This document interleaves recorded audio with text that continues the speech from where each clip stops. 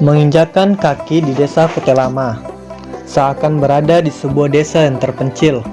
Makam situs Raja Islam pertama terletak berada di Jalan Putra Mahkota, Desa Kutai Lama, Kecamatan Anggana, Kabupaten Kutai Kartanegara. Situs bersejarah tersebut dari kota Samarinda berjarak kurang lebih 1 jam perjalanan. Ketiga makam tersebut menjadi tempat keramat alias penuh dengan nuansa mistis. Maka tidak heran bila kawasan tersebut menjadi salah satu objek wisata ziarah bagi sejumlah warga baik Kalimantan Timur maupun dari luar pulau Kalimantan. Pasalnya, ada 3 makam yang menurut warga sekitar sebagai makam keramat, yakni makam Sultan Aji Mahkota, makam Sultan Aji Dilanggar, dan makam Tunggang Parangan. Ketiga makam tersebut berada di lokasi yang tidak berjauhan. Masing-masing makam tersebut mempunyai sejarah terkait dengan kerajaan Islam Kutai. Menurut catatan sejarah Alawin, dikenal tokoh Datuk Tunggang Parangan atau Habib Hashim bin Musyayaya bin Abdullah bin Yahya yang lahirnya di Tarim, Hadramaut, Yaman Selatan. Seorang ulama penyebar agama Islam di Kalimantan Timur.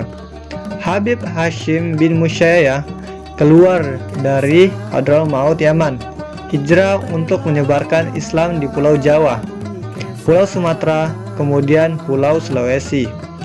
Habib Hashim bertemu dengan seorang ulama berasal Kota Tengah, Kampar Riau, yang telah lama menetap di Sulawesi bernama Khotib Tunggal Abdul Makmur, bergelar Datuk Ribandang. Dari Sulawesi, Habib Hashim menuju negeri Matan atau disebut Ketapang, Kalimantan Barat. Habib Hashim sebagai seorang ulama dikenal dengan gelar Habib Tunggang Parangan dan juga disebut Si Janggut Merah. Sultan Aji Dilanggar adalah putra dari Aji Raja Mahkota yang memerintah kerajaan Kutai sejak 1525 hingga 1589 setelah dewasa. Aji Dilanggar yang memiliki nama lain yaitu Aji Gedung, bergelar merhum Aji Mandaraya, menggantikan posisi ayahnya sebagai sultan di kerajaan Kutai. Kepemimpinannya sejak tahun 1589 hingga 1605 sangat berpengaruh bagi penyebaran agama Islam di kerajaan Kutai.